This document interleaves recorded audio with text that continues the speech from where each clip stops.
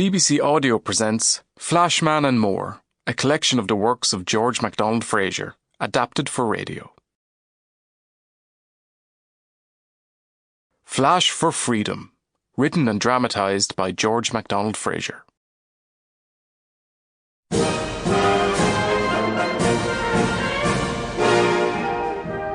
Sir Harry Flashman, V.C., the celebrated Victorian soldier, poltroon and scoundrel, first attracted public notice and general disgust in 1857 as the cowardly bully of the best-selling novel Tom Brown's School Days. How he succeeded in living down that unsavoury reputation and achieving fame and distinction in an adventurous adult life as secretly disgraceful as it was publicly honourable, he described in his notorious memoirs, The Flashman Papers, which came to light in 1966, half a century after his death. They make deplorable reading, yet the papers give a remarkable insight into events and characters of the 19th century. Flashman was present, albeit unwillingly, at Balaclava, Gettysburg, the Kabul Retreat, Isandlwana, and Little Bighorn. His acquaintances included Queen Victoria, Wild Bill Hickok, the Empress of China, Bernard Shaw, Florence Nightingale, Chief Crazy Horse, a vast array of soldiers, statesmen, savages, rascals and eccentrics, and countless beauties of every kind, class and colour. It was a shocking life of high adventure and low behaviour, a catalogue of undeserved triumph and well-merited misfortune, erratic, dangerous and irregular. And yet there was a time, quite early in his career, when Flashman seriously considered the mundane pursuit of politics. Nothing came of it, so we can only speculate whether he would have come to be regarded in our own day as the obvious model for modern parliamentarians. But his political aspirations, though fleeting, had a profound effect on his future, for they led him to play pontoon with Disraeli, and that in turn resulted in his first American adventure, which almost involved Congressman Abraham Lincoln in a capital crime, to say nothing of a public brawl.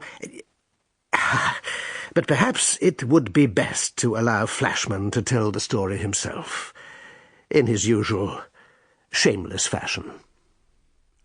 You may not remember 1848, when revolutions broke out all over the continent, and I came home across the Channel one jump ahead of half the monarchs and statesmen of Europe who'd lost their jobs and decided, like me, that old England was the safest place.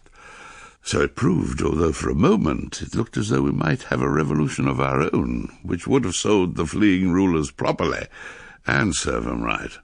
Mind you, I thought it was all gammon myself.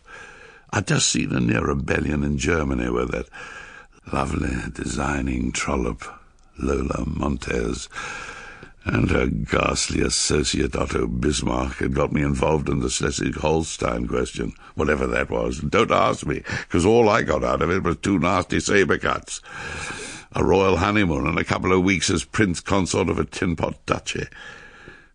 Now, that's another story. The point was it had ended with mobs chanting and rioting and looting in the streets of Munich.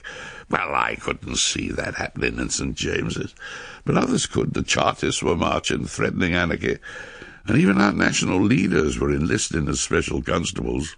I saw that old fool Gladstone holding a truncheon like a bunch of lilies and looking like an unemployed undertaker. And I couldn't help thinking, Flashy, if that's one of the stars of Westminster, you ought to be in Parliament yourself. I was well qualified. I could lie and deceive and betray and toady and turn tail with the best of 'em. I'd won military fame by hiding behind better men and scrammed into glory over their corpses. What more could you ask for in an MP? But I didn't think seriously about it until my skinflint father-in-law, the detestable old moneybags Morrison, decided it would be useful to have his tame creature looking after its business interests in the House of Commons. Me? In Parliament? Who'd vote for me? Oh, anybody. A puggy frae the zoological gardens could be elected in this country if it was managed right. Buttering me up, you see. But I know nothing about politics and care less. Then you're the very man. You'll find plenty like you at Westminster. Why don't you stand yourself? Because I'm no Harry Flashman, the hero of Afghanistan. Sample complete. Ready to continue?